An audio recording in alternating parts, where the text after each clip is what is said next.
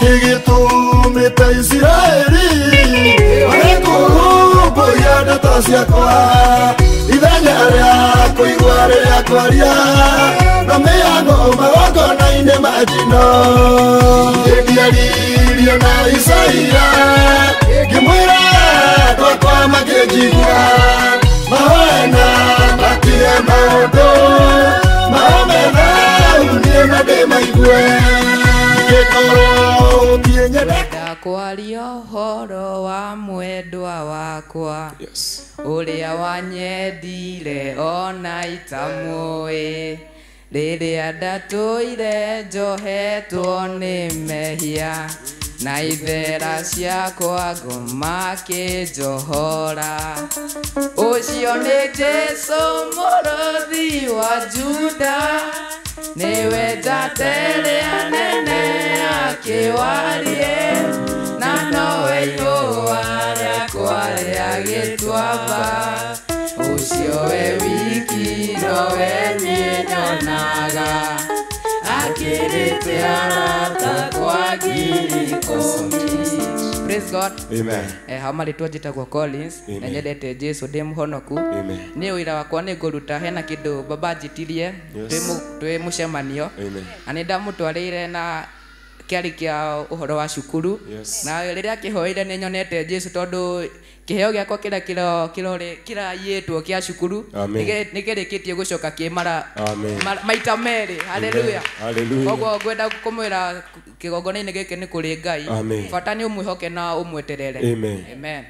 Ngai ũrĩa warĩ kuo kĩambĩrĩria Nĩwe ũrĩ kuo mũthĩ rũciũ nowe Atharire andũ atatũ mwaki-inĩ Na rĩongĩ irima-inĩ rĩa mĩrũthi Nĩwe ũrĩa warĩ kuo kĩambĩrĩria Nĩwe ũrĩ kuo mũthĩ rũciũ nowe Atharire andũ atatũ mwaki-inĩ Na rĩongĩ irima-inĩ rĩa mĩrũthi Na njomorĩra matoka-inĩ Matoka warĩ kũndũ werũ-inĩ Gũtiarĩ maĩ kana kĩruru Baba ũkĩgiria niĩ ngakuĩra kuo. Karibu sana.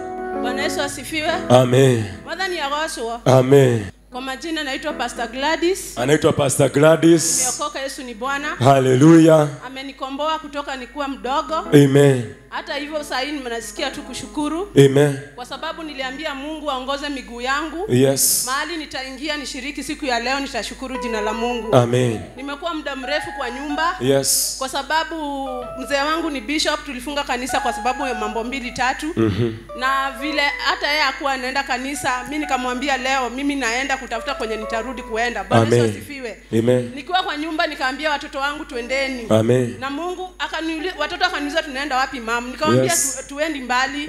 Mahali mguu yetu itaingia hapo ndio tutaingia siku ya leo. Bwana Yesu asifiwe.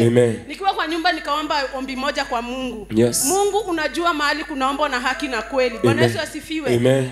Usitake niingishe mguu yangu mahali kunaomba Mungu mwingine. Bwana Yesu asifiwe. Na mahali nitakanyangisha mguu yangu, wacha kuwe ni Mungu anaabudiwa mahali hapo. Bwana Yesu asifiwe. Nikatoka, mimi naishi hapa Matopeni, na nikaanza safari mimi na watoto wangu na tukaingia. Bwana Yesu asifiwe. Kuingia tukapata sasa, hiyo ndio saa ya sifa. Nikapata ni mahali kunaabudiwa na Roho. Bwana Yesu asifiwe. Makofi mazuri kwa Roho wa Mungu. Amen. Nawashukuru sana kwa sababu ya kutuwelcome. Amen. Mungu awabariki na watende mema. Bwana asifiwe. Amen. Asifiwe tena kanisa. Amen. Majina naitwa Ruse Mboro. Anaitwa Ruse Mboro. Nimeokoka, Kristo ni Bwana. Amen. Amenilinda, amenifadhi. Yes. Nikasema maisha yangu nitamtumikia. Amen. Kwa mahali amenitoa. Yes. Hii kanisa niliona kwa mtandao. Na nikaona bishop. Amen. Na mkasema mko Jackson. Yes. Nikauliza mimi hii kanisa sijawahi iona. Nikaenda kwa comment na nikaona. Amen. Na siku ya leo nikasema nitashiriki na nyinyi. Amen. Makofi mazuri. Bwana Yesu na atukuzwe. Amen. Nĩingĩraigua amen njaga. Bwana Yesu na atukuzwe. Amen. Oya guoko gwakwe utare na makoro. Inua mkono wako wewe una. Wewe uranyona wega haha ndugamite. Wewe unaniona hapa nimesimama. Weka maua aina zote. Hallelujah. Weka maua rebesha. Basi rudisha nyuma leta. Geithiria mundu ucio kimwire ni wageithio ni ngomba ya Ngai. Mwambie umesalimiwa na mtumishi wa Bwana. Ucoke mwire Mwathani akwende na aguturie. Kisha mwambie Bwana akuishi. Na haria hothe ukuamite. Na pote umekwamishwa. Ngai arogukuamura. Bwana akukamue. Thĩinĩ wa rĩtwa itheruria Jesu. Kwa jina la Yesu Kristo. Ngoro yakwa nĩ njega ina thayũ. Moyo wangu ni mwema, una amani. Na ina kĩrĩgĩrĩro. Na tumaini pia. Ngai nĩandeithĩtie kiumia kĩu gĩothe kĩahĩtũka. Bwana amenilinda wiki mzima. Guoko gwake nĩ kũnyitĩrĩire. Mkono wake umenishikilia. Na ũhoro-inĩ wa muoyo ndithanganĩtie nĩ honokete Jesu nĩ Mwathani. Katika uzima hapo nimeokoka Yesu ni Bwana. Ndirete fea kana tigiti. Sijakula fea matikiti. No ndĩratuĩkania kĩrĩti kĩa mũtũrĩre. Bado ninapenya katika maisha. Ngirie gũtonya mũciĩ wa Zayuni. Nimeelekea kuingia katika mji wa Zayuni. Ina coke mũria we na ũhonokete. Uliza mwenzio kana kuwa ameokoka. Ndĩrenda mũria wega we na ũhonokete. Ulize kana kuwa yeye mũria rĩngĩ we ũrĩ ona fea. Ulize wewe uko na fea. Ũrĩ ona kĩrĩgĩrĩro. Uko na tumaini bado. We na ũrathiĩ Zayuni. Bado unaenda Zayuni. Ũrĩ ona tigiti. Uko na tikiti. Hũra rũhĩ ũguo.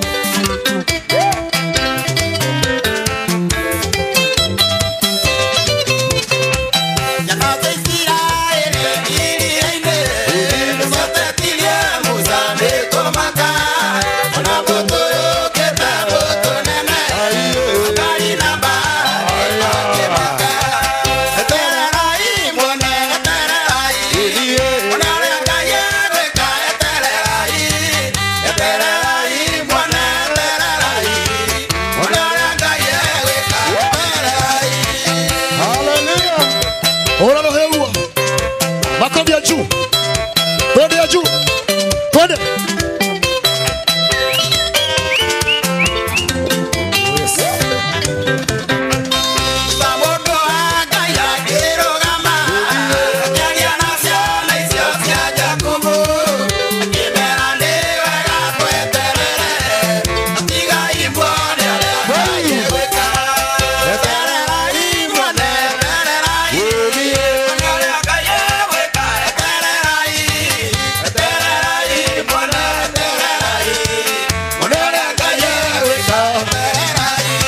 Makofi mazuri twende.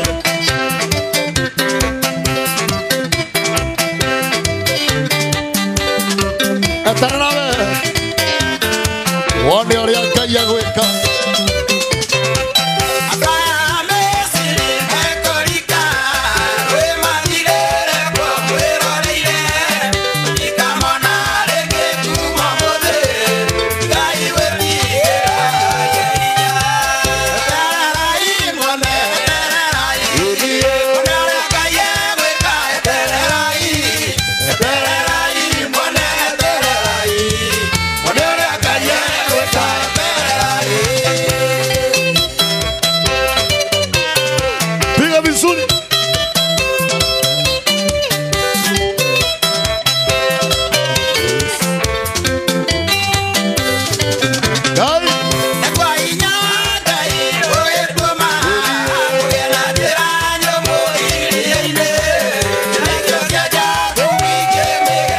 Hallelujah.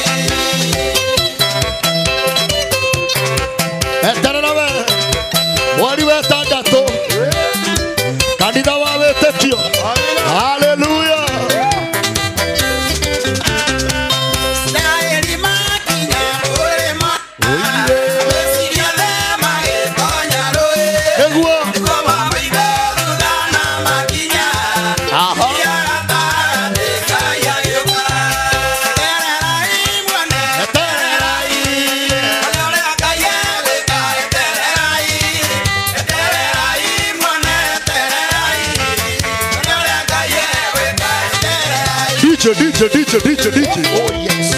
Hallelujah. Amen. Sema amina. Amina. ibada ya leo. Yes. Amen. Kuna malaika wa kitofauti anashuka. Amina. Sema amina. Amen. Kuna malaika wa kitofauti anashuka. Amen. Sema amina. Ni nzuri. Hivyo basi ni vizuri basi moyo wako uwe mtu ambao amegojea Mungu. Sema amina. Kwa sababu Mungu anakwenda kuachilia jambo jipya. Amen. Bwana anakwenda kuachilia habari mpya. Ndio kelia habari mpya. Na basi kwa sababu ya kwamba najua kwamba tayari uko tayari. Ndio nyite mwenzako moko. Nataka ushike mwenzio mkono. Hebu mshike mikono miwili. Yes. Nataka kwa nusu dakika ama kwa dakika moja yes. uweze kumtabiria kwa ajili ya mwezi wa 6. Yes. Kumbuka ya kwamba mwezi wa 6 ni mwezi wa habari njema. Yes. Mwezi wa habari njema. Tabiria yeye habari njema. Hebu kiwa mmeshikana mikono anza kundikiria kwa maisha yako. Maana mwezi wa 6 ni mwezi wa habari njema.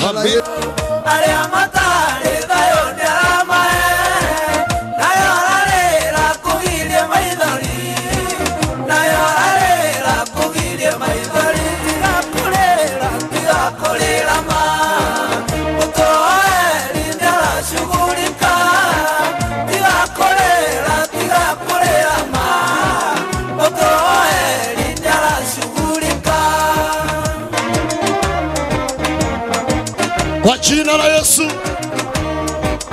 Oh my Father Lord.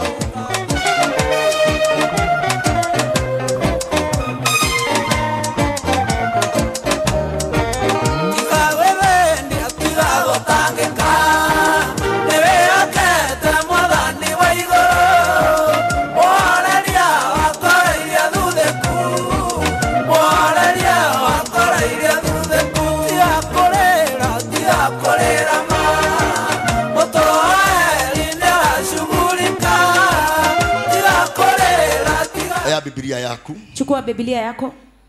Aya Biblia yako na wewe na hado ha kuandika. Chukua Biblia yako na mahali pa kuandika. Ukorwo wihariirie. Uwe umejiandaa. Na nigetha Yesu atuigwire. Basi nichukue nafasi hii nikaribishe wageni wetu leo. Nimeona tuko na wageni zaidi ya 8. Amen. Wale wametutembelea. Kumbuka kama vile chairman ametangaza tunaitwa CRJ, Church of Revelation of Jesus Christ. Amen. Hivyo kama basi wewe ni mgeni, ni mara yako ya kwanza kuwa pamoja nasi, usikie ukiwa mahali panapo stahili in the house of the Lord. Amen. Na katika mahara hapa Bwana anakwenda kukuponya na anakwenda kupatana na haja yako. Yes. Na anakwenda kujibu maombi yako. Hivyo kama ni mara yako ya kwanza kukuja hapa na kukaribisha kama nabii na kama baba wa hii nyumba. Yes. Na zaidi ya yote jina lako likaandikwe na likatajwe upya. Tena basi niwakaribishe wote wanaotutazama pale kwenye runinga zao, kwenye yes. Simu zao. Ni mara yako ya kwanza kupatana na mimi pale upande wa YouTube, upande wa TikTok na upande wa Facebook. Majina yangu ni Bishop Samuel Oburu. Kumbuka tunakuletea neno kutoka hapa Kayole Junction, karibu na Maguna Supermarket. Yes. Kwa sababu ya maelekezo zaidi utapata namba inayopita pale chini ya runinga yako. Basi ukiwa na swali unaweza ukauliza, unaweza ukatupata upande wa Imo, unaweza ukatupata upande wa WhatsApp na hata pale upande wa TikTok. Akaunti yetu inaitwa Bishop Samuel Oburu. Basi Bwana akubariki unapoendelea kuacha komenti yako, na niwapongeze wote wale wamekuwa wakitufuatilia vizuri na wamekuwa waaminifu kwa saka, kwa sadaka zao na fungu la 10 na support yao. Bwana wabariki na awatende mambo mazuri. Sasa usikumbuke kwamba usisahau na kushare. Usisahau tena kusubscribe ili habari njema ikafikie watu wengi. Najua kwamba uko na swali, basi kama katikati ya wiki tuko na ibada. Siku ya Wednesday tuko na ibada kubwa sana inaitwa ya counseling ama ya huduma. Ni ile siku utakuja utapatana na mteule wa Mungu, nabii wa Mungu, na atakuelekeza vile bingu inavyosema. Siku ya Friday tuko na deliverance na healing. Wewe umefungwa na mapepo, unaota ndoto na hujui vile Mungu anakunenea. Njoo na ufike mahali hapa na ufike mapema na utapatana na mkono wa Mungu. Bwana akubariki na akutende mambo mazuri. Bwana Yesu asifiwe. Hallelujah. Maana maandiko inasema mwezi wa 6 yes. Bwana alituma malaika. Amen. Mwezi wa 6 si Bwana atume malaika. Yes. Unaposema amina, tayari unakaribisha huyo malaika. Amen. Ni neno la Mungu linasema yes. mwezi wa 6 Amen. Mungu akamtuma malaika jina lake Gabriel. Amina. Na malaika akafika mahali panaitwa Nazareti. Yes. Sema amina. Amen. Leo sio Nazareti. Yes. Amen. Na maandiko inasema malaika Yes. alitumwa ili akalete habari njema. Amen. Alete habari njema. Yes. Basi bila kupoteza wakati. Amen. Wewe tayari umeungana pamoja na mimi. Yes. Tayari umezama katika merikabu ya kiroho. Yes. Malaika aliyeshuka. Wacha huyo malaika ashuke kwako. Yes. Jamani, jamani, jamani. Amen. Ukapokee Amina. habari njema. Amina. Huyu malaika alimpata nani? Alimpata Mariamu. Msichana hapo alikuwa bikira. Yes. Hapo walikuwa wamechanganyikiwa. Yes. Alikuwa na shida ama ni afugue kazi ya beauty, ama ni ya saruni, Yes. ama ni ya nini, akawa amechanganyikiwa. Lakini oh my Lord. Hallelujah. Malaika aliposhuka alimwambia, Yes. kazi yako sio kuuza mahindi. Yes. Kazi yako sio kushuka watu nywele. Amen. Kazi yako ni kumzaa. Yes. Atakaye okoa ulimwengu. Amen. Si huyo malaika ashuke kwako. Yes. Na atakaposhuka, maisha ya kuyumba yumba, yes, maisha ya kuchanganyikiwa haitaonekana kwako. Jamani, inua mikono yako. Sema napokea habari njema. Napokea habari. Napokea habari njema. Habari njema. Amen. Wacha nirudie hiyo. Amina. Huyu msichana hakuwa anajua lile anapaswa kulifanya katika maisha yake. Amen. Lakini malaika aliposhuka, kamwambia tulia. Amen. Kazi yako sio kuvulia watu nguo. Yes. Kazi yako sio kurauka Gikombana marigiti mapema. Wacha nikupange. Yes. Sema amina. Amen. Si huyo malaika ashuke. Amen. Si huyo malaika akupe mwelekeo. Amen. Si huyo malaika akusaidie. Yes. Na mimi naamini kwamba kwa sababu tuko katikati ya mwaka, kuna malaika anashuka kwa maisha yao. Amen. Na atakaposhuka, amina, leo kuni unafuatia weka, utaona vile unafaa kutenda. Malaika akamwambia, yes, jitayarishe. Amen. Maana ndani yako, yes, utapata mimba. Amina. Ya Roho Mtakatifu. Mtakatifu. Amina. Oh yes. Oh yes. Kumbe msichana anaweza akapata mimba. Yes. Hata kama hajaolewa. Yes. Kumbe hapa kuna watu watafanikiwa. Yes. Hata kama hawajaweka bidii sana. Yes. Kumbe hapa kuna nyota za watu zitashuka. Amen. Hata kama hawajasoma. Yes. Kumbe kuna watu wako hapa. Amen. Watatajwa. Yes. My Father. Hallelujah. Kama vile tunaona bikira. Amen.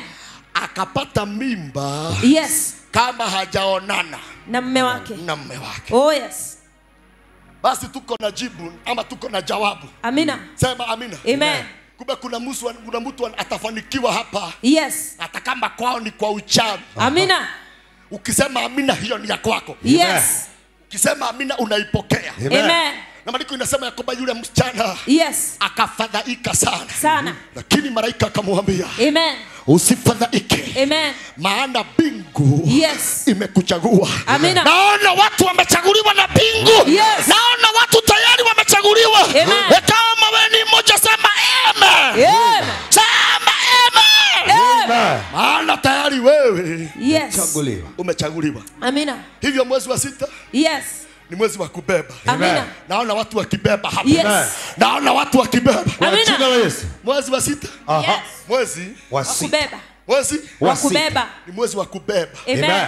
Inawezekana sasa hivi hauna chochote. Yes. Lakini kabla mwezi huu haujaisha. Yes. Kuna kitu cha dhamana. Amina. Unakwenda kubeba. Amen. Kama sasa hivi kuna mtu amesema amina. Yes. Naona akiwa amebeba pesa. Amen. Mpaka mfuko haufungiki. Yes. Kama ni ya kwako, sema amen. Amen. Maana mwezi wa 6 ni mwezi wa kubeba. Mwezi wa kubeba. Na ukumbuka kwamba maandiko inasema malaika akasema nimeleta habari njema. Sio kwa watu wote. Yes. Lakini kwa wale tayari wamejiunganisha. Pokea habari njema. Amina. Pokea habari njema. Amen. Kabla mwezi huu haujatoweka. Amen. Naona bingu. Naomba bingu. Amen. Ikuwaze mawazo mazuri. Amen. Unaposema amina, mlango unafunguka. Amina. Unaposema amina, hiyo ni ya kwako. Amina. Kabla mwezi huu haujaondoka. Naomba uwe tayari umepokea habari njema. Amen. Habari njema ni kama gani? Yes. Kuna mtu alipimwa akaambiwa ako na virusi. Yes. Lakini atakaporudi hospitalini, waliosema tu ako na virusi, wao ndio watapiga kelele. Watasema daktari, jamani njoo. Tayari amepitia kwenye vipimo. Tayari hana virusi. Salimia watu 5 waambie pokea habari njema. Pokea habari njema. Nimesema watu 5 pokea habari. Pokea habari njema. Habari njema. Habari njema. Habari njema. Amina. Na kabla niondoke hapo. Yes. Hakukosekana magugu ya watu. Oh yes. Hello. Hello. Waliokuwa wamesikia ya kwamba Yusufu anataka kumuoa Mariam. Oh yes. Wengine wakasema vile tunaona haiwezekani hiyo. Yes. Kuna watu tayari walikuwa wamepinga hiyo ndoa isifanikiwe. Yes. Saro. Hello. Lile jambo linafanya nitukuze Mungu sana. Amen. Ili hiyo ndoa ikamilike. Yes. Mungu hakupanga komiti. Hakuna chairman alitafutwa. Hakuna komiti ilipangwa. Jehova alijitolea mwenyewe. Si Bwana akapange mambo yako. Si Bwana akapange mambo yako. Amen. Na ukumbuke ya kwamba Amen. hebu chukua Biblia yako. Amen. Maana service yetu ya leo. Yes. Bwana Yesu asifiwe. Hallelujah. Sema amina. Amen. Kuna watu tunasema wacha waondoke. Na kiongo gitu kirauga. Ujumbe wetu unasema Let them go. Amen. Let them go. Amen. Kiu ni kiongo.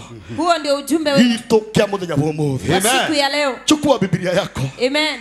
Chukua Biblia yako kitabu ya Mwanzo 13 mstari wa 14. Mwanzo 13 mstari wa 14. Nilipokuwa nikifundishwa na Roho wa Mungu. Amen. Sema amina. Amina. Aliniambia katika maisha yetu. Yes.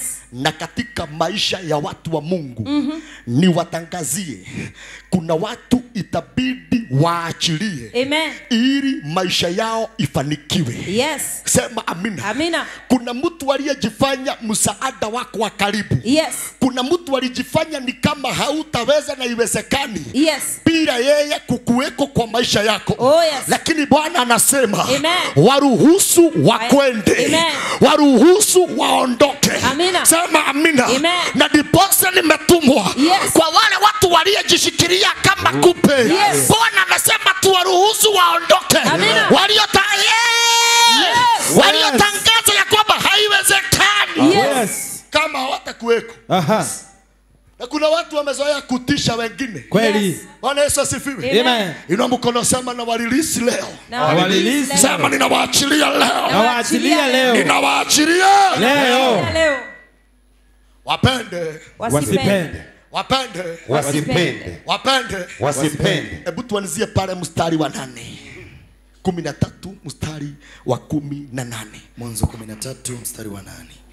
Hivyo Abrahamu akamwambia Loti, akamwambia Loti, pasiwe na ugomvi wowote kati yangu na wewe, wala kati ya wachungaji wangu na wako. Ebu rudia tena, salimia mwenzako mwambie sitaki tusumbuane. Sitaki tusumbuane. Msalimie mwambie mwezi wa 6 na mwaka huu. Mwezi wa 6 na mwaka huu. Mwambie sitaki tusumbuane. Sitaki tusumbuane. Sema amina. Amen. Na kama vile Jehova aishivyo milele. Wingu la kwanza lifunguke. Wingu la pili lifunguke. Wingu la tatu lifunguke. Nikubalishe nianze kutabiri. Nikubalishe jameni. Nipe ruhusa nitabiri.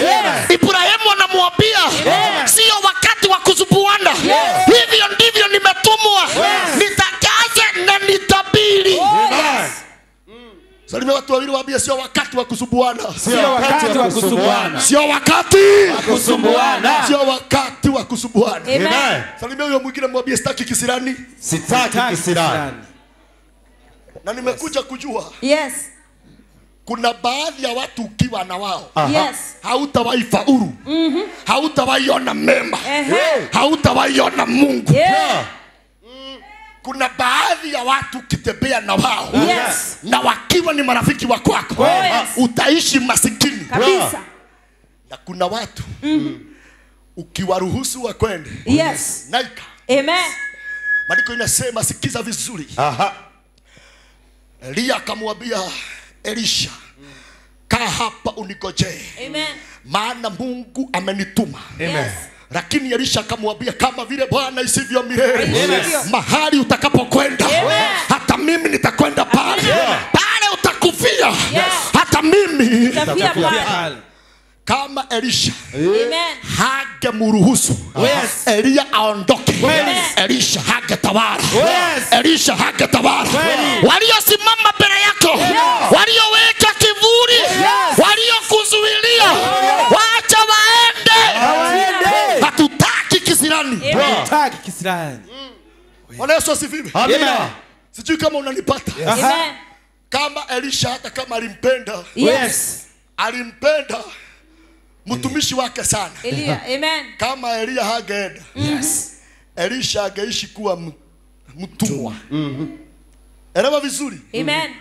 Kama Elia hageenda, Elisha ageishi kuwa mtumwa. Lakini wakati Elia alienda, maandiko inasema nguvu za Mungu zikashuka. My father, kuna watu nataka jamani, kubali kuachilia. Na watakapokwenda, kuna nguvu za Mungu zinakwenda kushuka.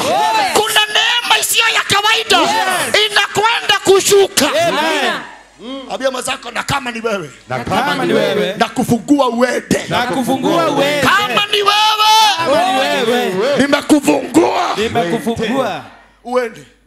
Soma tena. Abia mazako, hataki kisirani. Mstari wa 8. Hivyo Abrahamu akamwambia Loti, pasiwe na ugomvi. Hivyo leo tuko na watu wawili. Tuko na Ibrahimu na Loti. Na tuko na Loti. Sema amina. Amen. Halo. Kuna watu waliosimama kwa maisha yako wakazuilia neema ya Mungu ishuke kwako. Kuna watu wamekuwa wakaribu sana na wewe, lakini wamezuilia Mungu ajibu maombi. Kuna watu wamekuwa wakaribu na wewe, wamezuilia msaada wa Mungu kufikie. Lakini Loti leo lazima utaondoka, hata kama umejibadika. Oh yes. Ina mikono, sema lazima waende.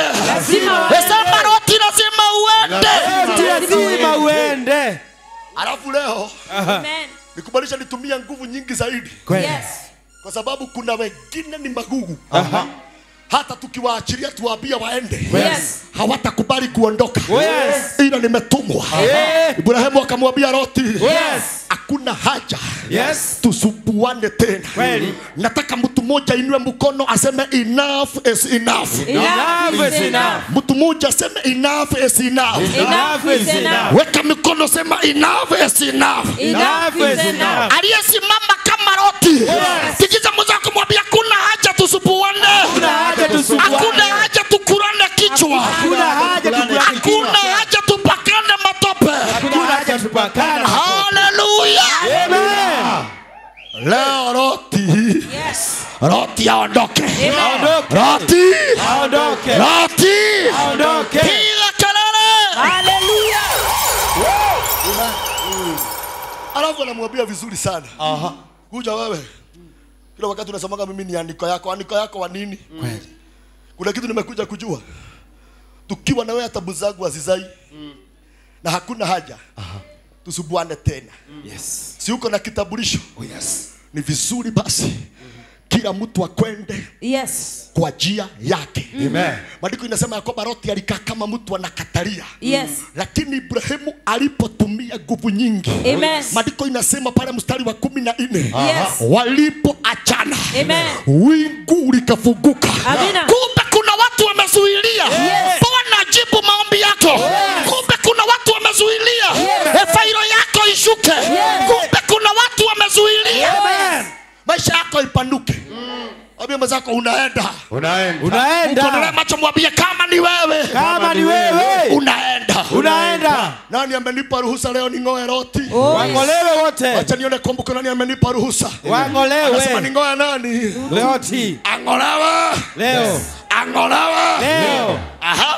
Hivyo Abrahamu akamwambia Loti, pasiwe na ugomvi wowote kati yangu na wewe, wala kati ya wachungaji wangu na wako, kwa kuwa sisi ni ndugu. Sisi ni ndugu. 9 inasema, je, nchi yote haiko mbele yako? Tutengane. Kama ukielekea kushoto, nitakwenda kulia. Ruka pale mstari wa 14. 14 inasema pale mwanzo, baada ya Loti kuondoka. Baada ya nani? Ya Loti kuondoka. Na si leo aondoke. Si Loti leo aondoke. Si Loti aondoke. Unaposema amina, Loti anaondoka. Unaposema amina, Loti anaondoka. Kuna mambo mawili nataka uelewe. Ibrahimu na Loti. Nani ameondoka? Loti ataondoka leo. Loti ataondoka. Aliyejipatika kwako, Loti ataondoka. Wapi kelele? Ayagu kwa kone tuiguithaniria. Ikiwa tumesikilizana. Loti akiatia. Akole. Loti akiatia. Akole.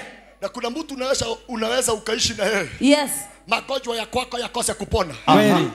Kuna watu maisha yao na damu yao wamejaa kisirani. Kuna watu wa dhaburi baya. Yes. Kikuyu nikuri mutumia wa kiero gitune. Na nikuri mundurume wa Runyaga. Huyu mwanamke anaitwa jana tikwa ni uko wapi? Siaseme wa mapaja nini? Mekundu. Mekundu. Kwa Kikuyu huyo mwanamke ni mrembo sana. Mrembo sana. Lakini kila mwanaume anayejiingiza kwa mahusiano yake kabla ya mwaka moja anakufa. Huyo mwanaume anakufa. Na huyo mwanamke bado akipata mume mwingine, bado huyo mume anakufa. Kuna watu kama wao kwa maisha yako. Kazi yao ni kuua maono yako. Kazi yao ni kuua maono. Nimetumwa nitabiri. Hakuna maono yanakufa tena. Hakuna maono inakufa tena. Yanakufa tena. Nimesema kuna watu wa dhaburi baya. Wakikusalimia maono ya kwako yanaanza kukufa. Kuna watu wabaya wakikuja kwa anga yako unaanza kuvirizika. Ina mikono sema Loti leo. Loti ondoka. Loti ondoka. Sema kwa sauti ondoka. Nani amefungua mlango? Nani anasema Loti aondoke? Loti aondoke. Aondoke leo. Hata mimi nimesema aondoke. Amina ya kwanza. Amina ya pili. Amina ya tatu. Amina ya nne. Amina ya tano. Amina ya sita. Amina ya saba. Hallelujah. Loti afanya nini? Aondoke. Acha niulize swali tena. Ibrahimu na Loti. Nani anaondokea mwingine? Loti. Wakuondokea. Sema amina. Wacha nione kanisa la nyuma. Kama jameni tuko pamoja. Kanisa la nyuma liinue mikono. Liseme Loti aende leo. Loti aende leo. Loti aende leo. Jameni nijaona mikono miwili ya watu wenye imani. Wanasema Loti aende. Amina. Loti aende. Soma tena. 14 inasema, baada ya Loti kuondoka, Bwana akamwambia Abrahamu, ukiwa hapo ulipo, inua macho yako utazame kaskazini. Bado rudia tena. Inasema pale 14. Nataka mtu ananitazama vizuri. Amen. Loti alipoondoka, Mungu akanena. Amina. Kumbe kuna watu wanaweza wakazuilia sauti ya Mungu. Sema amina. Aliyesababisha neema ya Mungu iondoke kwako. Aliyesababisha sauti ya Bwana ikuondokee. Aliyezuilia sauti ya Jehova ikufikie. Aondoke leo. Aondoke leo. Soma tena. Baada ya Loti kuondoka. Baada ya Loti kuondoka. Na utaona watakapoondoka mbingu inakushughulikia. Watakapoondoka Jehova ananena. Watakapoondoka wewe unapona. Watakapoondoka wewe unainuliwa. Haleluya. Loti aondoke asiondoke. Aondoke. Loti aondoke asiondoke. Aondoke. Wale wako na microphone wasitumie. Loti aondoke asiondoke. Aondoke asiondoke. Hata mimi nimepiga muhuri. Loti aondoke. Amen. Loti aondoke. Yes. Hallelujah. Amen. Point number 1. Kila, oh yes. My Father. My Lord. Oh yes. Kwenda hinya wa Ngai yoroka. Kuna nguvu za Mungu zinakuja. Lakini tayari Yes. aliye ndani ya merikabu. Amen. Sema amina. Amen. Kuna kijana nimesikia hapa akishuhudia. Yes. Akasema alikuwa merogwa kimasomo. Yes. Nikamuitiza karamu nikaombea. Yes. Nilipomuombea. Oh yes. Kipawa cha kwake. Yes. Kikarudi. Amen. Sasa sikia. Yes. Pointi na pawani. Yes. Loti atakapoondoka. Yes. Sauti ya Bwana. Amen. Sauti ya maono. Yes. Hallelujah. Amen. Tato zinarudi. Amen. Maono inarudi. Amen. Unabii unarudi. Amen. Na hata neema. Inarudi. Hata neema. Inarudi. Hata kibali. Inarudi. Hallelujah. Amen. Maana ya sauti. Yes. Maana ya sauti. Maana Ya sauti. Musa aliambia Mungu, Yes. hatuwezi ondoka hapa kama hautakuwa Pamoja nasi. pamoja na sisi. Amen. Sema amen. Amen. Maana Yes. ya sauti. Amen. Walipokuwa wamefika Red Sea, Yes. maandiko inasema wana wa Israeli Amen. wakakasirika, wakainua mawe Yes. wampinge Musa. Lakini maandiko inasema Amen. Musa akasikia Yes. sauti. Amen. Musa akasikia sauti. Yes. Kuna watu biashara zao zimesimama. Yes. Maana sauti ya Mungu iliondoka. Kweli. Lakini kama Loti ataondoka, Yes. sauti inarudi. Yes. Sauti inarudi. Yes. Sauti inarudi. Amina. Oh yes. Kuna watu walikuwa naomba na Mungu anawajibu kwa sauti. Oh, Kweli. yes. Hello. Hello. Nani alisababisha sauti ya Mungu iondoke? Ni Loti. Yes. Aondoke leo. Amen. Ndio ameliki. 14 inasema baada ya Loti kuondoka, Bwana akamwambia Abrahamu. Bwana akafanya nini? Akamwambia Abraham. Yeye gora yako ekenile. Moyo wangu unafurahi. Ni Yes. kazi ya unaposikia Mungu ananena. Amen. Sema amen. Amen. Kazi ya Mungu kunena. Yes. Ni kwa wale watu wanaoitwa wanyonge. Amen. Mungu anawaambia. Yes.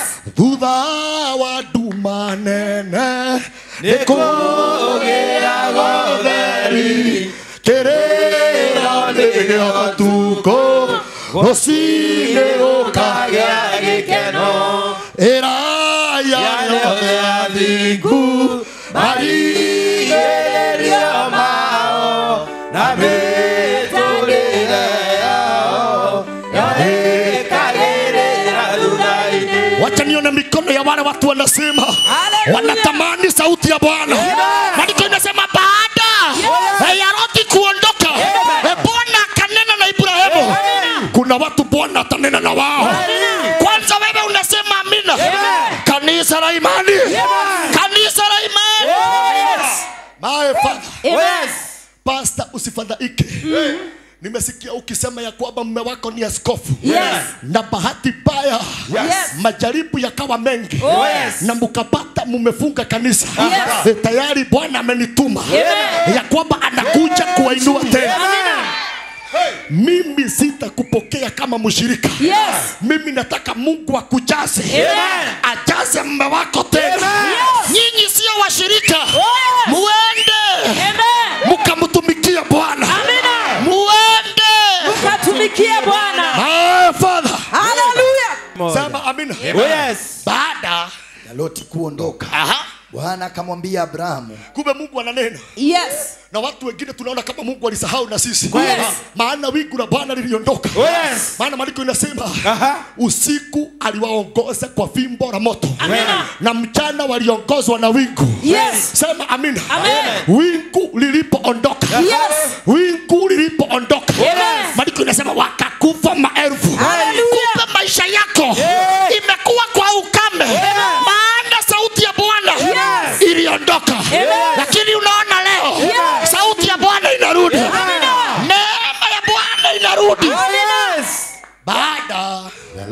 Loti kuondoka. Baada Ya Loti kuondoka. Baada Ya Loti kuondoka. ina mkono sema Loti wangu aondoke. Loti wangu aondoke. Sema kwa sauti Loti wangu aondoke. Loti wangu aondoke.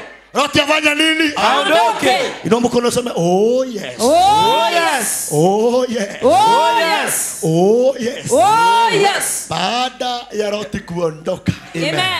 Mungu akanena na Ibrahimu. Amina. Bwana akanena na Ibrahimu. Oh yes. Na akanena kwa ahadi. Amina. Akanena Kwa ahadi. Nitasame. Kuna mtu utaishi na yeye. Oh yes. Lakini utaishi masikini. Aha. Tunaelewana? Aha. Sahi matajiri wote wakinyang'anya utajiri wao. Na magari iuzwe. Alafu watu wote sasa wawe neutral. Alafu kila mtu abiwe apange laini. Maskini na aliyekuwa tajiri wote sasa ni maskini kwa sababu hawana kitu. Kabisa. Alafu kila mtu apatiwe Yes. shilingi 1200. Baada ya miezi miwili Yes. tajiri atabaki tajiri. Kabisa. Na aliyekuwa masikini atabaki masikini. Kabisa. Maana utajiri sio bidii. Oh yes. Utajiri ni akili. Utajiri Ni akili. hapo ndio nasema kuna mtu unaweza ukaishi na yeye. Yes. Awe ni rafiki wa kwako. Yes. Lakini hautawahi inuliwa. Kweli. Maisha yako yote ni ya single room. Alafu unajipata ukitafuta nyumba ya mabati. Sema amina. Amen. Maana ukiwa na kuku ikitaka na kuambia tukule yai. Tukule Yeah. hakuelezei weka 2 3 4. Siku atakapohitaji kulalia mayai tumpatie. Yes. Sema amen. Amen. Baada ya siku 21 days Yes. mayai inabadilika. Kabisa. Inakuwa vifaranga. Kuna mtu hata ukiishi na yeye Yes. hata wahi kuonyesha diru za kufungua biashara. Sema amen. Amen. Na ni vizuri kuanzia leo anza kuchunguza mpaka wao wa mama. Oh yes. Uko ndani ya chama. Hapo ndio utapata umewahi kula hata 20,000. Yes. Ulifanya nayo nini? Ni vitenge tu ulinunua. Na za hizi zimeparara. Kabisa. Kana hata huku ambiwa azivai kuvuliwa na sabuni Na ya omo. Elio ya omo. Zimeparara. Kabisa. Na hiyo 30,000 Zikaisha. iko wapi? Ilisha. Iko wapi? Ilisha. Maana wewe uliingia kwa chama bila mpangilio na bila maono. Yes. Hata ulipopatiwa pesa. Yeah. Wewe ulisema ya kwamba Monday samaki. Tuesday matumbo. Friday omena. Samaki na meno yake na macho yake. Yote kwa tumbo. Bila maono. Hata unataka watu wote watishi. Hebu imagine ya kwamba hauna kazi.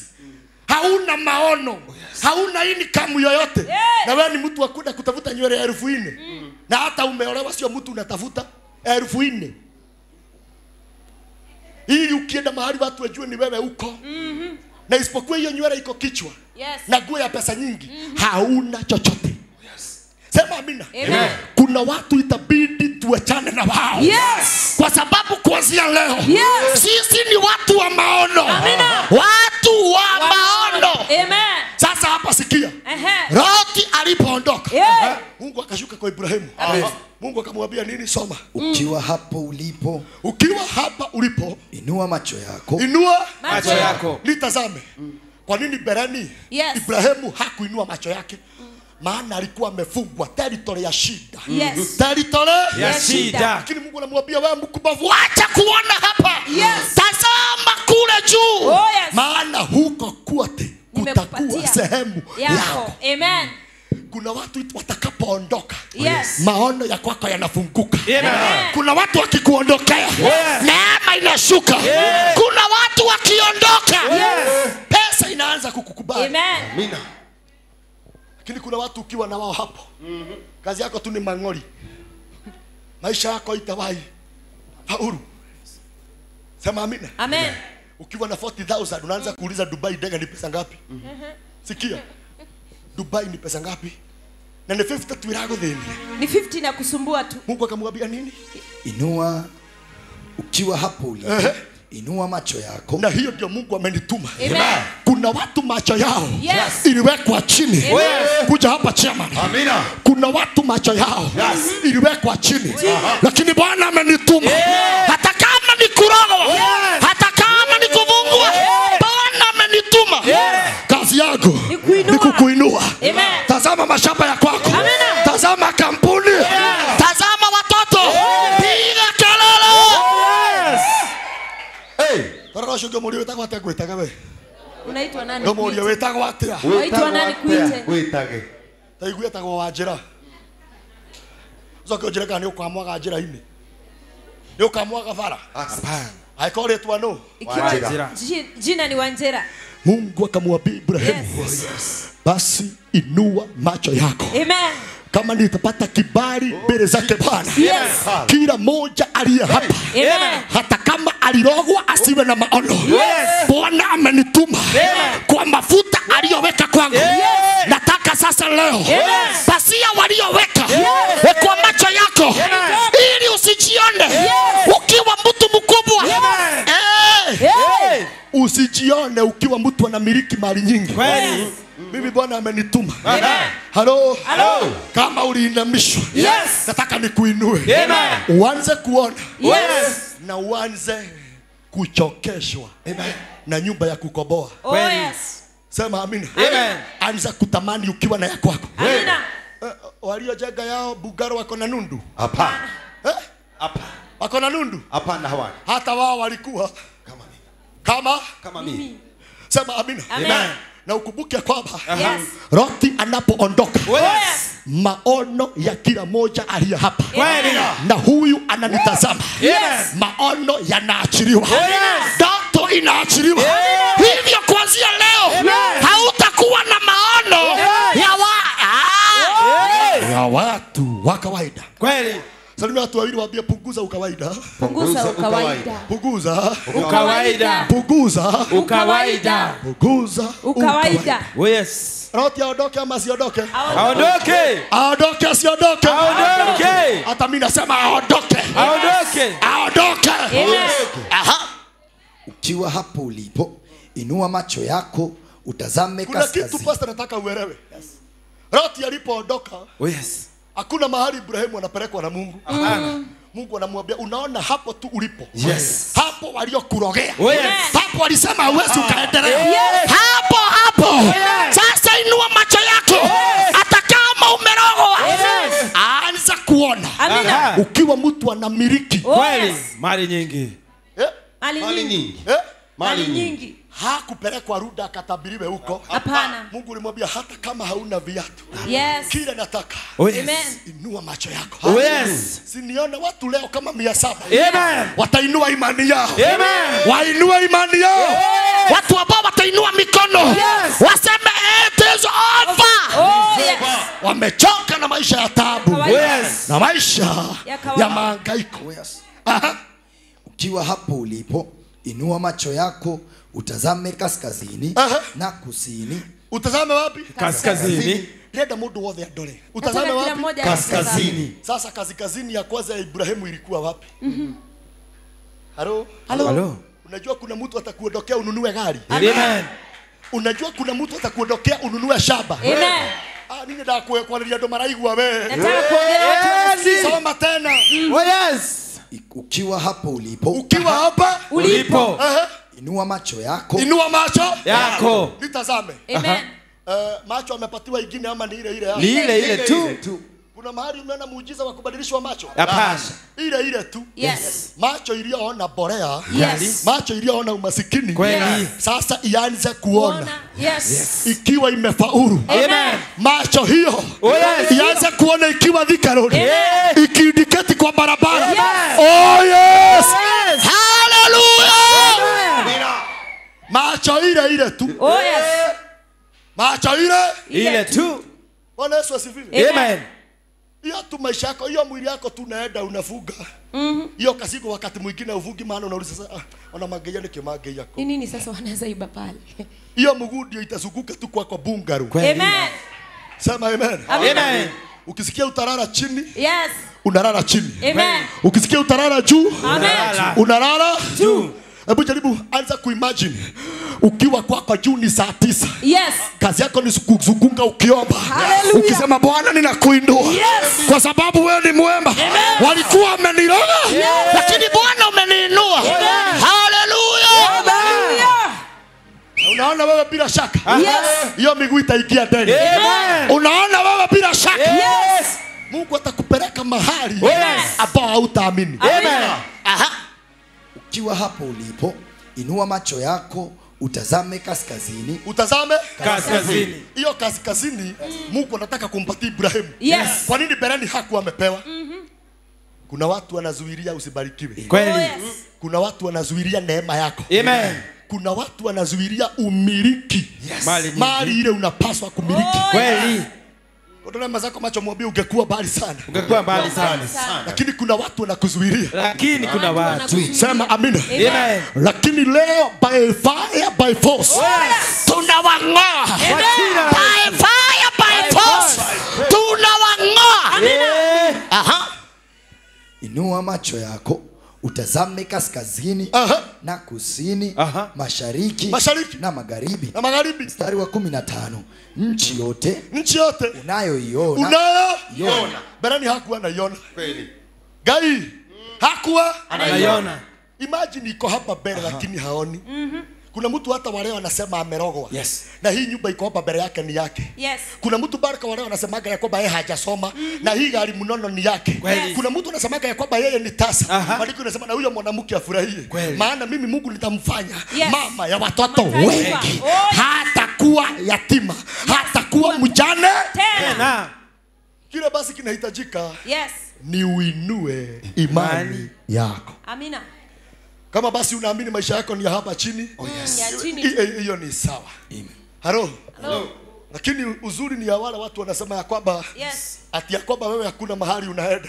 Alafu wewe unaambia hata sio kuenda, niko karibu kufika. Niko kinya nini? Huko mnasemaga sitafanya nini? Sitafika. Mogwe wote ukoshoka gari yote. Usiku narejeshwa usiku. Nchi yote unayoiona nitakupa wewe na uzao wako hata milele. 16. Nitaufanya uzao wako. Wako. Wakati huo alikuwa na watoto? Hapana. Hakuwa na wao. Lakini tazama Mungu anamwambia wewe na uzao wako. Hivyo hata mimi nikikuambia wewe na magari ya kwako, wewe amini. Amina.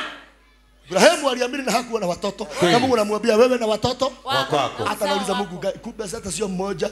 Ni uzao. Na vile naona nimezeka kumbe hata sio moja. Salimia mwenzako mwambie wewe sio wa maono moja. Wewe sio wa maono moja. Mwambie wewe sio wa baraka moja. Wewe sio wa baraka moja. Hivyo basi sijakosea. Nikisema wewe na manyumba yako, wewe na mashamba yako, wewe na magari yako, wewe na nyota zako, piga kelele ya Bwana. Nitaufanya uzao wako uwe mwingi kama mavumbi ya nchi. Hivyo kama kuna yote awezaye kuhesabu mavumbi, basi uzao wako. Kinya hautothie Marko 8:22. Inasema. Wakafika Bethsaida. Wakafika wapi? Bethsaida. Na baadhi ya watu wakamletea mtu mmoja kipofu. Wakamsihi Yesu amguse. Wakamsihi Yesu amguze. 23. Yesu akamshika mkono. Salimia watu wawili waambie wacha waende. Waambie wacha waende. Let them go. Wacha waende. Yesu akamshika mkono. Anzia tena. Inasema Marko 8:22. Funga Biblia yako sasa unitazame. Wakafika Bethsaida na baadhi ya watu wakamletea mtu mmoja. Na hii bado nataka uelewe. Kuna muujiza Mungu hatatenda ukiwa umezungukiwa na baadhi ya hao watu. Kuna baraka utawaipata ukiwa umezungukiwa na watu wa mioyo mibaya. Kuna mahali hautavuka ukiwa umezungukiwa na marafiki wa aina hiyo. Hata uombe kuna kitu hakitatendeka mpaka ubadilishe marafiki. Kabisa. Mpaka ubadilishe marafiki. Hata uombe. Wakafika Bethsaida na baadhi ya watu wakamletea mtu mmoja kipofu. Wakamsihi Yesu amguse. Akamsihi Yesu amguse. 23. Yesu akamshika mkono. Huyo kipofu akampeleka nje. Kwanza fikisha hapo, nitazame vizuri. Yani watu wameshikana. wamemchukua mtu mmoja kipofu, wanampelekea Bwana Yesu, alafu wanamsihi, wanamwambia tafadhali muguze ukaweze kumponya. Yesu alipofungua macho ya kiroho, akaona baadhi ya wale watu wamemuleta, wengine ni wachawi. Bado hujaelewa. Watu wameshika mtu wamempelekea Yesu, na wanamwambia tunakusihi, Mponye. kubali kumponya. Yesu akasema sawa, tayari mumemfikisha. Lakini Yesu alipofungua macho ya kiroho, akaona baadhi ya wale watu wameleta kipofu, wengine ni wakumzuilia, wengine ni waganga, wengine ni wachawi. Najaribu kukuambia nini? Sio wote wanakupaguza machozi Kweli. wakiwa watu wa roho yako. Sio wote wanakuambia pole wakiwa na nia nzuri na wewe. Sio wote wanakukubatia wakiwa na upendo wa kweli.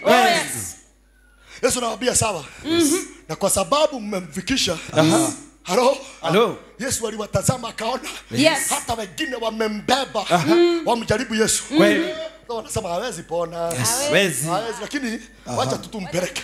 Kumbe wengine hata ndio wamemfunga. Kweli. Halo. Amina. Watu wangapi wamerogwa? Wameharibiwa wakati wa graduation. Wangapi nyota zao zimeharibiwa wakati wa graduation. Wangapi wamefungwa na maanti zao. Na wangapi wamefungwa na wale wamezaliwa wametoka kwa tumbo moja. Wengi. Andiko inasema Yesu akawaangalia kana hata kama mmemleta. Alafu akaona wengine wanasema apone asipone, apone. Alipowatazama akaona sio wote wako na roho nzuri. Wengine ni waganga na ni wachawi. Andiko inasema Bwana Yesu akamshika, akamtoa mbele ya watu. Akamtoa mbele ya watu. Haya ndio maombi yako. Bwana kutakanisha waliokuzuilia, walio karibu na wewe. Haleluya. Bwana kutakanisha na wewe. Bwana Yesu asifiwe. Na kuna watu wako hapa. Njoo. Kuna watu wako hapa. Nataka sasa leo Bwana washike kwa mkono. Bwana wainue. Bwana wainue. Haleluya. Oh my Father. Tulizane swali. Kwa nini Yesu akamtoa katikati ya watu? Kama vile nimetoa huyu katikati yenu, hivyo ndivyo nimetabiri. Sikatai wamekuzungukia, lakini Bwana akutoe katikati yao. Sikatai, ni wengi. Ni wengi. Ni wengi. Lakini Bwana akutoe katikati yao. Mimi nimetumwa nitabiri. Wachawi ni wengi, sikatai. Lakini Bwana akutoe katikati yao. Haleluya. Haleluya. Oh yes. Watu upinzani ni wengi. Lakini Bwana akutoe katikati yao.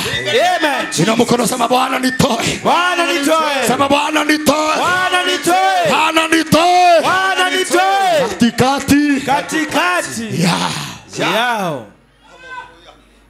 Right abi.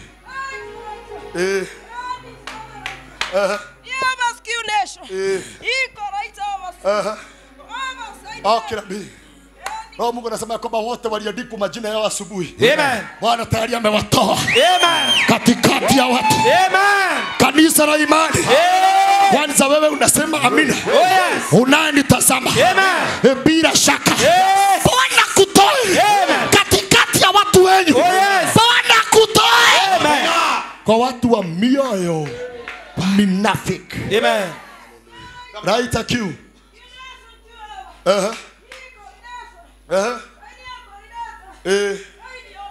Negua. Okay Rabi. Okay, bye bye. Kwa jina la Yesu.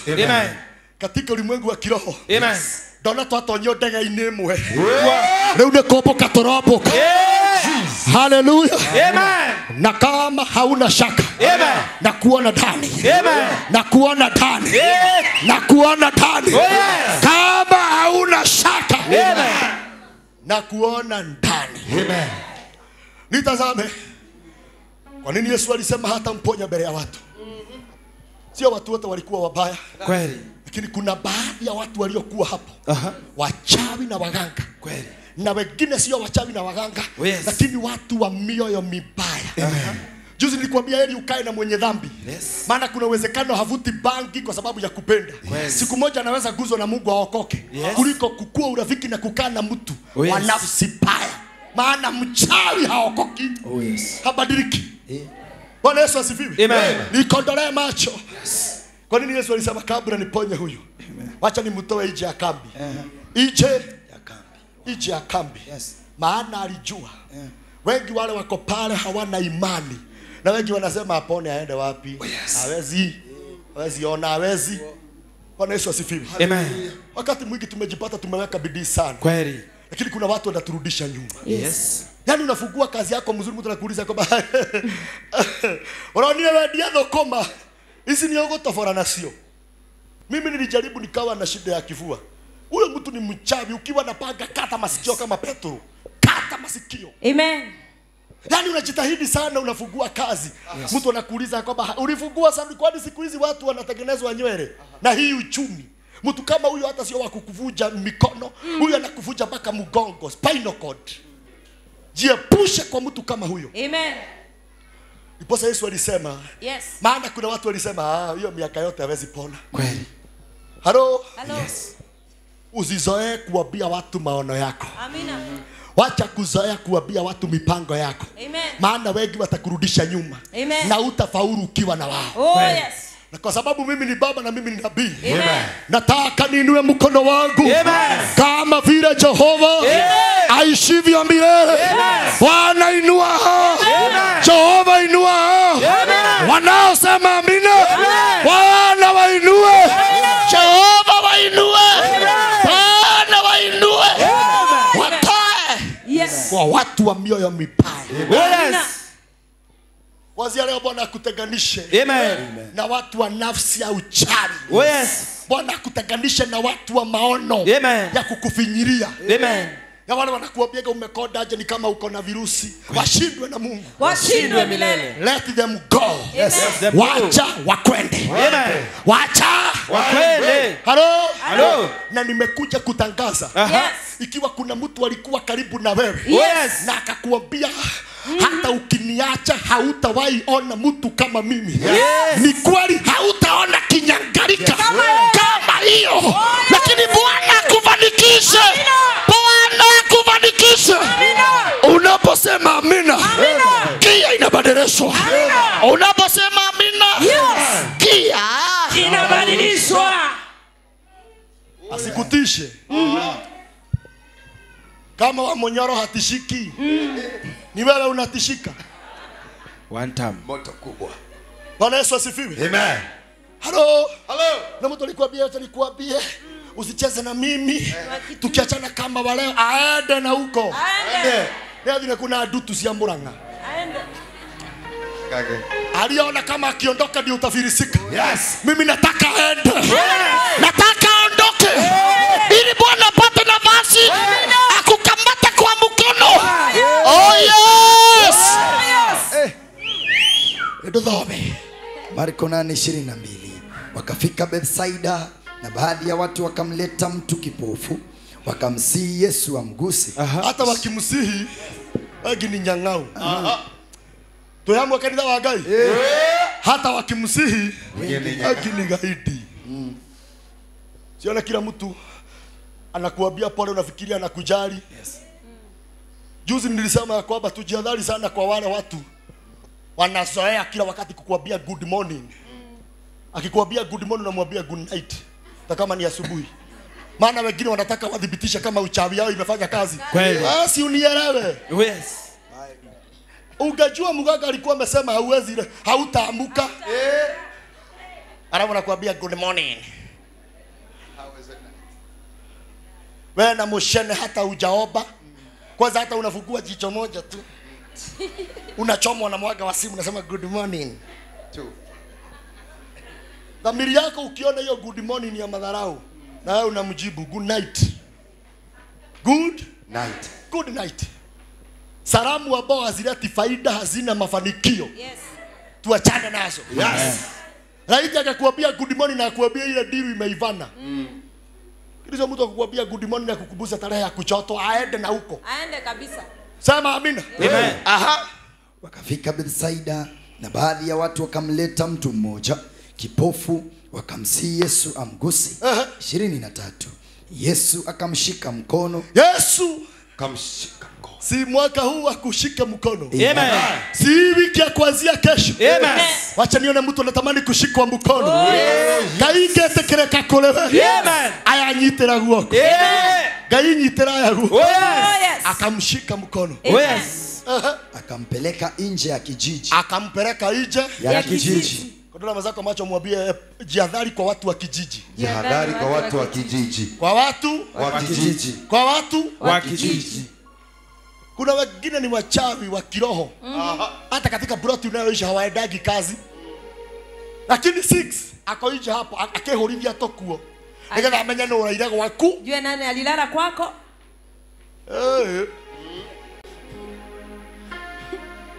Kimundu kiau ukiana getukanire. Na kaa tu hivyo kuchanganyikiwa.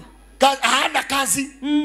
Lakini 6 kupeleleza. Au akehorithia ke. Kwa pale anajifulisha tu. Ritho lera kaira mirango ya ndothe. Jicho inaangalia milango yote. Ndiye akigeithia athuria ne. Habari yako mama Kamaja. Ni muraire wega. Ewe kiati ya leo ukone raire oru. Washindwe na Mungu. Washindwe milele. Na kuanzia leo kuna watu watatusalimia tunyamaze. Amen. Wapeleke kisirani yao na huko. Amen. Halo? Na baada unajua kufanikiwa ni siri. Yes. Asubuhi kwanza dhamiri yako ikikuambia huyo mtu hata akikuambia. Ohoro wewe kusiani okame. Na wanaga adabu atakusalimia mpaka mara ya 3.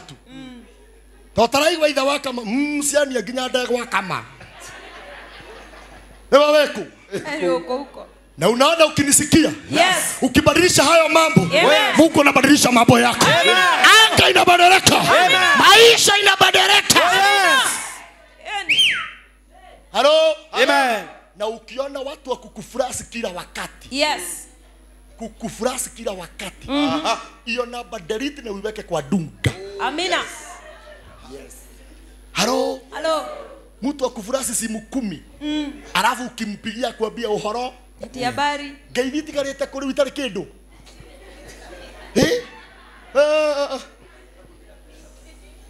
Wana mundu mutarakurania. Unaona mtu ambaye amsaidiani. Ndio na mundu. Naongea na mtu. Wana mundu mutarakatia. Mtu amsaidiani. Tarakurania. Sio mtu akufurashi ati umpigia kutolea ushuhuda imetoka hapa mpaka Karioko na ni credit yako. Kama ni shuhuda akugojea Sunday. Kabisa. Akuambia nimeokoka naenda biguni. Yes. Hii ya simu karibu risali moja. Uirora uma ushuhuda unatoka hapa. Ugathie Bondo. Mpaka Bondo. Tutikwenda. Hatutaki. Na hata kama credit ni yako. Tukahurire thimu uira wa mathaa mere ndina undu ingika. Naweza fanya kitu nayo. Nituranyitana. Amen. Wewe ni wewe ido. Wewe ndio uko idol. Ndio ndio ingika atia. Niko na mambo ya kufanya. Bwana Yesu asifiwe. Amen. Andu acio tumemenyerere muno. Watu tujilinde nao sana. Ni matumete iroto nyingi ithuke. Wamesababisha ndoto nyingi ziharibike. Na siaga gukinyanira. Na zikose kutimia. Na nimetabiri. Amen. Yule malaika alitumwa leo. Yes. Kuanzia kesho. Amen. Akutoe nje ya kambi. Akutoe katikati yao. Inua mikono sema Bwana. Nitoe katikati yao. Sema Bwana. Nitoe katikati yao. Nitoe katikati yao. Acha nione mtu ako tayari kutolewa katikati yao. Oh yes. Jesus. Sema amen. Amen. Pale 23 Marko 8. Yesu akamshika. Alafu nataka hapo usikiliza vizuri. Yesu alipomponya. Amen. Alimuonya na akamwambia usirudi kijijini. Usirudi huko kwa kijiji. Kwa nini? Kuna watu Kazi yao ni wena maneorona. Unaona kweli? Niorona. Halo. Hata walipoona Ana amepata mimba. Yes. Hakukukosa magaidi ya kumfinya. Finya ni tumbo au ni vitambara? Hizi ni boso. Hii ni maharagwe. Ili raheanwo Murang'a. Hizi zinapeanwa Murang'a. Ni boso ili raheanwo Mount Kenya. Mount Kenya. Ni boso ili itarahea. Ni maharagwe ambayo hayuvi. Na mtu omwe. Na hata maandiko inasema Yes. Yesu alipowaambia ni mimi, iko mtu mmoja alimwambia mimi nitaamini nitakapoweka kidole Yes. kwenye shimo mbavu zake. Kuna watu ambao ilibidi hata wamfugue macho waamini. Yesu anamwambia unaona hivi umepona. Usirudi kwao. Kweli. Najaribu kusema nini? Amen. Mungu akikutoa katikati yao. Yes. Usijirudishe. Amen. Bwana akikutoa kwa utumwa. Yes. Ukitoka kwa hako kakijiji. Yes. Usirudi. Amina. Amen. Bwana Yesu asifiwe. Amen. Mungu afanikie mtu mmoja afanikiwe hapa. Yes. Atolewe hii inaitwa matopeni. Sikia hata jina. Matopeni. Bwana akutoe hapa akupeleke Kaimo. Yes. Komaroko. Amen. Halo. Halo. Baada ya miezi miwili unasema wacha nikaone mabesti. Wacha nikaone nini? Mabesti. Ile mapepo utapata ingine iko na mimba. Hata imefika wakati wa kuzaa. Yesu anamwambia usirudi. Maana alijua akirudi. Yes. Wengine watambadika upofu. Yes. Kuna watu wamefanikiwa. Yes. Na Bwana amewafanikisha. Yes. Lakini wakati mwingi wamejirudisha kwa utumwa. Hata maandiko inasema mtu mmoja Amen. akainuliwa na Mungu. Akainuliwa na Mungu. Akapata kibali kwa mfalme. Yes. Akatolewa matabara ya kwake. Mavazi iliyoraruka. Akapelekwa nyumba ya kifalme. Yes. Kadua kuanzia leo. Utakuwa unalala hapa juu. Yes. Nguo zako ni masuti. Utakuwa unakula vizuri. Yes. Kazi yako ni kuangalia buzi. Kuangalia tu vile watu wanafanya kazi. Yes. Lakini maandiko inasema mundu wa ngorojuru ni wa ngorojuru. Mtu wa moyo mbaya ni mbaya tu. Baada ya muda akasema na ni kama nimenona. Kama nimenona. Na aliambiwa yale matabara alitolewa. Asiwaiva. Achome. Mjinga badala achome alihifadhi vizuri. Sasa anaposikia amenona anaangalia kwa geti anaona hakuna mtu. Nasema nataka nipime. Alafu nipige kanaitwa nini? Selfie. Nione vile nilikuwa wakati nilikuwa na matabara. Alienda akatoa suti, akatoa tai, akatoa kiatu, akavaa matambara na akaanza kutembea na design ambayo alikuwa anaenda nayo kama mtu ako na jiga. Kisema yake nilikuwa na alafu pale TikTok naambia watu hi guys. Hey. Nilikuwa hivi lakini Mungu ni mwema. Bahati mbaya. Maandiko inasema mfalme akatokelezea. Akaingia. Kauliza what? Huyu wazimu. Maana hata amtabui huyu wazimu. Amaigiria wewe security. Walipokuja hata anasema ni mimi nilikuwa nataka. Gai haukuchoma nguo. Aliambiwa hivyo tu ulivyo. Fungua mlango hii gaidi itoke na iende. Toka. Mlango ukafunguliwa.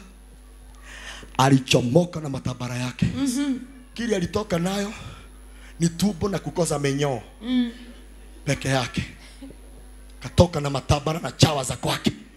Yesu anamwambia, unaona hivyo nimekuponya? Yes. Halo. Kuna watu Mungu atakutenganisha na wao. Amina. Usitamani kurudiana na wao. Amina. Usitamani kurudiana na wao. Hata akikutumia friend request kwa Facebook. Pita kama baiskeli ya kuibiwa. Amen. Maana kuna watu ukiishi na wao. Yes. Utaishi kuwa mateka. Mateka. Oh yes. Maskini wa mwisho. Soma maandiko. Marko 8:23. Yesu akamshika mkono. Wacha kusema watasema uliringa. Mwanadamu ni mwanadamu. Kabisa. Ukinona asema ni dawa zimekukubali. Ukikonda asema hizo dawa raundi hii zimemkataa. Sema amina. Amen. Uolewe na mume mzuri. Yes. Akubebea handbag. Yes. Wanasema ni miti. Mzee mgani wa Kikuyu anaweza kubali kubeba kibeti ya mwanamke? Nikamuti. Amekaliwa chapo na pancake. Tena mkiachana kama gari ya safari ile na kilomita 8. Yes. Asema ucio mucie wa worire. Hiyo ndoa yao iliharibika. Ucio mucie. Hiyo ndoa worire kura. iliharibika kabisa. Tigana na andu. Kwa hivyo wachana na watu. Undu uria urekokorwo ni urakenia Ile jambo anafanya kufurahisha Mungu. Sisi kuendelea. Amina. Maitho macio matigiragia. Macho ya chura yazui ng'ombe wanywe maji. Wajifanya tu. Tunaingia mtaa. Wewe ukiwangotia. Niaje muthii. Leo kuona leo kuona kama Mungu ameona ya kwamba inatosha. Yes. Abadilisha maisha yako. Amen. Ukipeleka kwa Ruda na Kirereswa. Yes. Hello. Hello. Tupatane Kayole kwa Geta. Amina. Na iPhone. Kuresha itagonga 600. Bwana Yesu asifiwe. Amen. Mungu akiona inatosha inue maisha yako. Yes. Kubali kusonga mbele. Kusonga mbele. Amen. Kubali kusonga mbele. Kusonga mbele. Na ni vizuri kuanzia leo Mungu atupe neema ya utafsiri. Amina. Tujue wale wanazuilia mipaka ya kwetu isipanuke. Yes. Oh yes. Soma. Yesu akamshika mkono huyo kipofu akampeleka nje ya kijiji. Baada ya kuyatemea mate macho ya yule kipofu na kumwekea mikono, Yesu akamuuliza, unaona chochote? Unaona chochote? Unaona chochote? 24. Kuna watu wako hapa bado hawajaona vizuri. Yes. Hapa hawaoni vizuri. Yes. Lakini kabla tuseme shalom, macho yao ya kiroho, macho yao ya maono yatakuwa yameona vizuri. 24. Yule kipofu akaangalia akasema, ninaona watu wanaonekana kama miti inayotembea. Mstari 25. Yesu akamwekea tena mikono machoni, kisha macho yake yakafunguka kuona kwake. Hivyo ni vizuri wakati mwingine kuwa na roho ya subira. Oh yes. Hello. Yes. Niamini tu. Sijakuhubiria miaka mingi. Niamini tu kama nabii wa Mungu. Yes. Niamini tu kama baba. Wacha kuwa na roho ya kuradarada na kurukaruka. Ati umenifuata miezi 8. Ati kwa sababu hauna gari hata nikisema Bwana asiwe utasema amina. Kwa sababu umenifuata mwaka moja na unatamani kuwa na nyumba yako kwako. Sasa unakufa moyo. Maandiko inasema na ukumbuke sio nabii. Yesu anamwekelea mikono. Alafu anamuuliza unaona nini? Anasema naona marudurudu. Naona watu wanakaa kama miti. Kama miti kitembea. Hello. Kuna watu wanatoka kwa Mungu kama hawajaiva. Yes. Acha nirudia hii. Kuna watu wanatoka kwa Mungu kama hawajamalizika. Yes. Hawajaiva. Wakiona wameanza kuona marudurudu, wanasema wameiva, wanachomoka. Maandiko inasema aliposema naona watu wanatembea kama miti, Yesu alimwekelea mikono tena. Mara ya ngapi? Mara ya pili. Tikiza mwenzako mwambie ngoja uguzwe tena. Ngoja uguzwe tena. Mwambie ngoja uguzwe ya pili. Ngoja uguzwe ya pili. Mwambie ngoja neema ya pili. Ngoja neema ya pili. Ngoja kuguzwa tena. Kuguzwa tena. Amen. 25. Yesu akamwekea tena mikono machoni, kisha macho yake. Na nimeona huyu mzee nikakumbuka. Alitabiriwa na huyu. Simama mzee. Yes. Huyu nabii alikutabiria upate kazi. Amen. Ulipata kazi. Mwathani ya woso. Amen. Ndacokirie ngatho. O muthenya uria ndarathiirwo ndionire wira wiki iyo. O wiki wenge muthenya wa keri. Hiyo wiki siku ya pili. Na ngirathimirwo. Nikapata na Ogwo thaici we wira. Sasa yuko kazi. We wira. Yuko kazi. Kuria twakwirite. Vile tulikwambia. Taigwa ria Ngai ekaga. Sikia vile Mungu anatenda. Amen. Turathimo ni Jesu. Tubarikiwe na Yesu. Wira kana ndari wira. Yuko kazi. Ndiroria wira kana ndari wira. Yuko kazi. Anawe ndakiratha. Muraiko ria cukira haria. Wewe urauga amani. Amen. Tuthome turiki. 25 inasema Yesu akamwekea tena mikono machoni. Yesu akamwekea tena mara ya pili. Mwenzako mwambie ngoja uive. Ngoja uive. Mwambie ngoja uive. Msalimie tena mwambie ngoja uive. Ngoja uive. Andũ aya wĩtĩkio mũhũthũ yarumora tũrĩ thabarĩ-inĩ nĩo matũhĩngĩraga tũgacoka kũrĩa twaimire. Kuna watu wa imani ndogo. Oh yes. Bwana Yesu asifiwe. Amen. Watu wa imani ndogo. Watu wa imani ndogo. Maandiko inasema Israeli mahali ambao walikuwa napaswa kuzunguka kwa siku 40. Walizunguka na miaka ngapi? Miaka.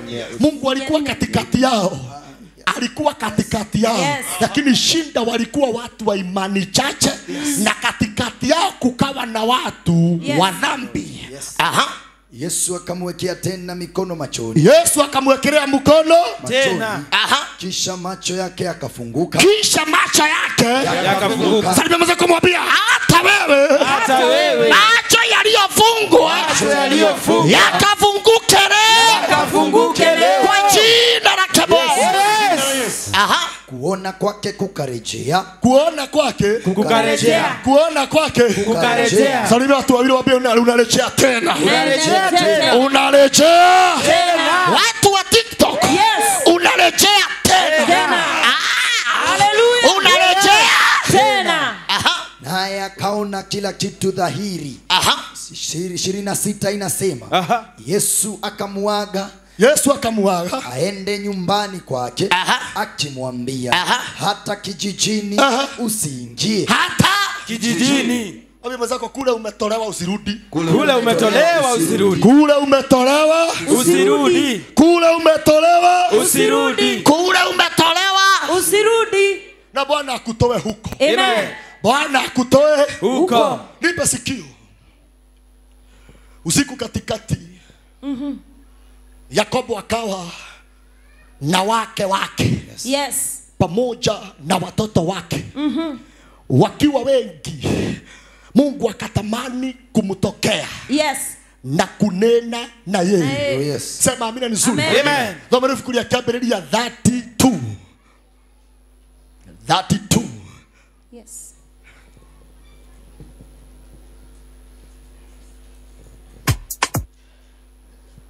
Mwanzo 32. 32:24. 32:24.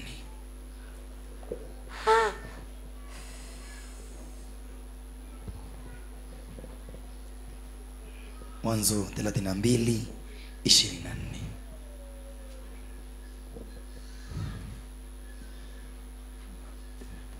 Aha, tovie.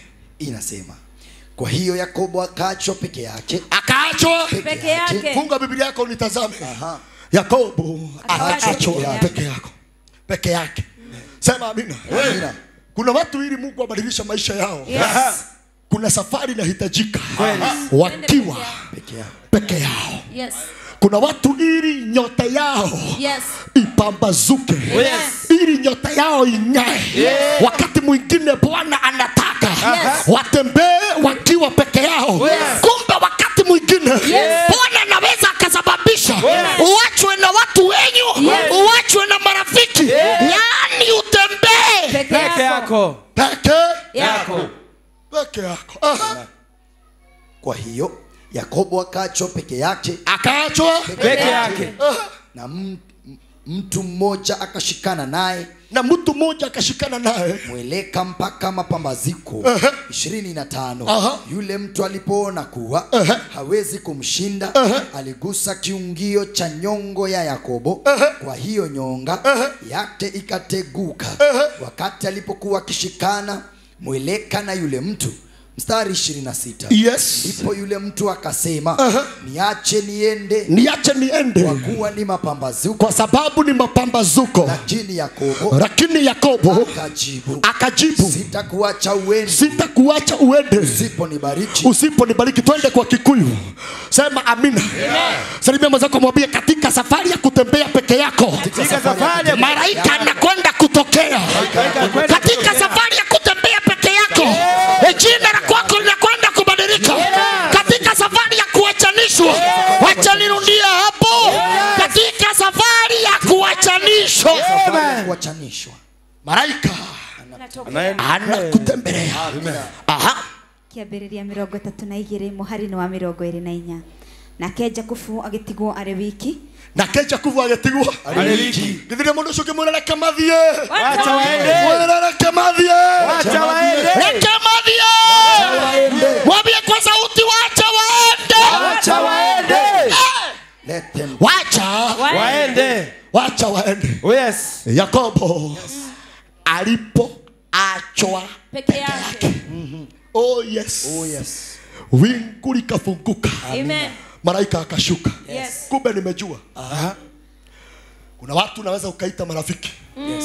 Wazuilie wingu lishuke na lifunguke. Yes. Yakobo alipokuwa peke yake. Yes. Tafadhali wacha waende. Hata kama ni watu wa maana. Wacha waende. Amen. Na wakienda utapatana na Mungu wako. Amina. Wakienda Yes. jina litabadilika. Kweli. Wakienda Yes. mambo yako yanabadilika. Kweli. Wakienda unainuliwa tena. Kweli. Aha. Na keja kufu agetigwa ari wiki. Agetigwa Ale wiki. Agetigwa Ale wiki. Modorauga roti au magare. Mtu yote anasema loti aondoke. Modorauga roti. Mtu yote anasema loti au magare. aondoke. Kitu kingine nikimaliza. Kuna baadhi ya watu ukiwa na wao. Yes. Malaika hata waishuka. Kweli. Hivyo ukiachwa achika. Labda ni Mungu. Watu wangapi tumeona? Sasa hii ni single mother. Zile building ni kubwa ni zao. Yes. Na liachanishwa na madharau. Yes. Na akaambiwa utakufa na ukimwi. Watoto utalea na umaraya. Naye akasema hapana. Wangu sitalea na umaraya na sitakufa na umasikini. Amen. Akajikubali. Yes. Na akaomba. Sasa amefanikiwa. Ghorofa 7 ni yake. Amen. Wale wanaenda wacha waende. Yes. Kodole mazako macho mwambie usinitishe. Usinitishe. Mwambie usinitishe. Usinitishe. Yesu asifiwe. Amen. Halo. Halo. Hata kuna watu wamewashikana kwa sababu ati wao ni 10. Ati watoke kwa kanisa wakasema acha tutoke. Afuge kwa kanisa. Gai, ni wakati napanga kujenga na chuma haki. Eli hivyo ulienda. Oh yes. Eli hivyo. Ulienda. Maana wewe ulikuwa roti.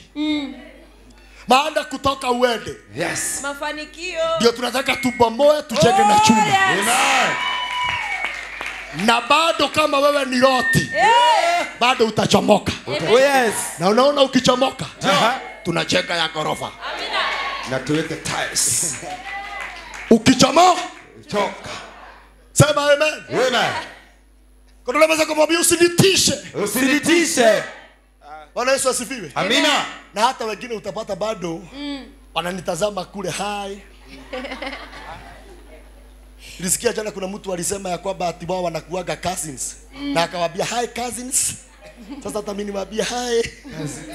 Mliosema tunakufa. Mliosema tunaishi. Aha.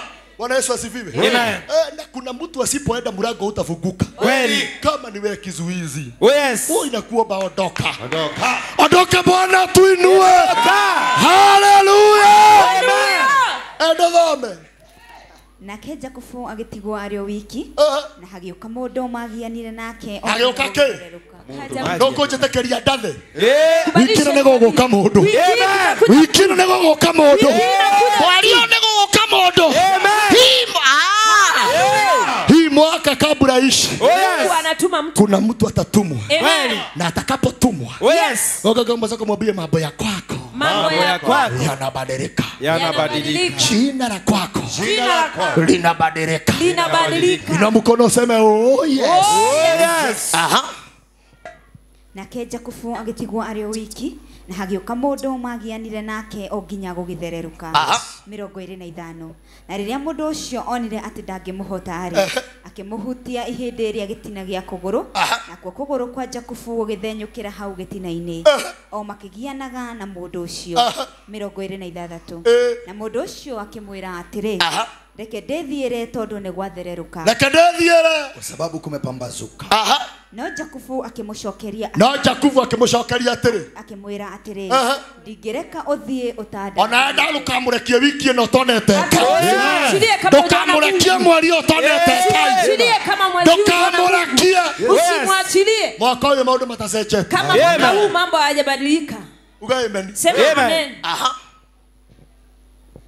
No Jakubu akimucokeria akimwira atiri ndingireka uthie utandathimite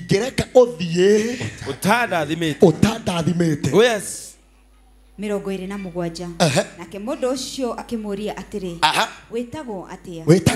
Jakubu akimucokeria atiri njitagwo Jakubu. 28. Ninge mundu ucio akimwira atiri ndugucoka gwitwo Jakubu. Si Bwana kubadilishia jina. Hilo jina walikubadilika. Jina la madharau.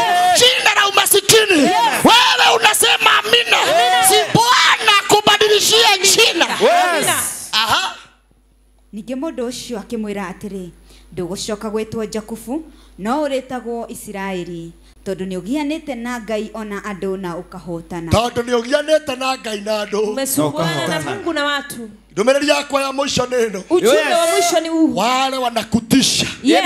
Ya kwamba wakiondoka utafirisika. Wacha waende. Yes. Na watakapoondoka, kuna mwingine anatumwa na Mungu. Oh yes. Watakapoondoka. Yes. Kuna mwingine anatumwa na Mungu. Na unaona huyo anatumwa. Amebeba hatima yako. Kweli. Amebeba nyota yako. Amebeba jina jipya. Amebeba pesa yako. Na neno litaendelea. Baba, katika jina la Yesu Kristo mwana wa Mungu, tunakuinua adhuhuri ya siku ya leo kwa wema na fadhili zako. Asante kwa ajili ya neno lako. Baba wa mbinguni, ninaamini ya kwamba watu wote wale tumekuwa pamoja hata katika ulimwengu wa kiroho, Rati anakwenda kuondoka. Rati anakwenda kuondoka. Lidhibitishe neno lako. Zaidi yote tutenganishe na watu wa macho mbaya, watu wa madhabahu mbaya. Tutenganishe na waliozuilia mipaka yetu ipanuke. Kwa jina la Baba na la Mwana na Roho Mtakatifu tunaomba na tena tunashukuru. Sema amina nzuri. Makofi mazuri kwa neno la Mungu.